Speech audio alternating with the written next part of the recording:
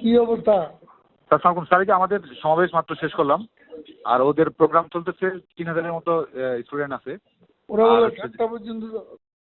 Sir, যে 8:30টায় সংবাদ সম্মেলন করবে স্যার। কে? ওই যে আন্দোলনকারীরা। কখন? 8:30টায় সংবাদ সম্মেলন করবে। 8:30টায় সংবাদ সম্মেলন করে পরবর্তী কর্মসূচি মনে ঘোষণা করবে। এই 2 দিন জনসংযোগ করবে, তারপরে না কেন মারো না কেন ওদের? আমাদের দাও কেন? নিষেধ করলো আজকে থেকে হালকা হয়ে যাবো। জি স্যার। কই হালকা হলো?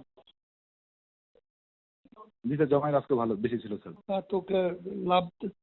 তাহলে কি বললে তোমরা, বাস্তবে কি হচ্ছে?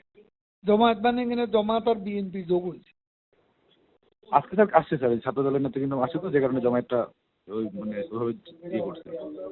এটা কিছু করার নেই স্যার। আমরা স্টেপ নিতে বললাম, আমরা স্টেপ নিতে পারবো স্যার। হ্যাঁ, মানে আমরা যদি রাজনৈতিকভাবে মোকাবেলা করতে হয় তাহলে আমরা সেটা করতে পারবো। আজকে স্যার যে আমাদের নিষেধ করলো, শাহবাগের দিকে যেতেও তো আমাদেরকে নিষেধ করলো। বারবার ফোন দিয়ে বললো যে শাহবাগের দিকে বা অন্যদিকে আমরা যেন না যাই, বা ওদের মুখোমুখি যেন না হয়, এটাই তো বারবার বলতেছিল স্যার। যে আমরা যেন ওদের মুখোমুখি না যাই, এটার জন্য বারবার আমাদেরকে বলতেছিল আজকে। কে বলতেছে?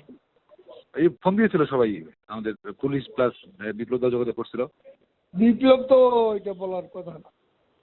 এমনি ওই পুলিশে যোগাযোগ করতেছিল, সব মিলিয়ে মুখোমুখি হতে একটু মানা করছিল।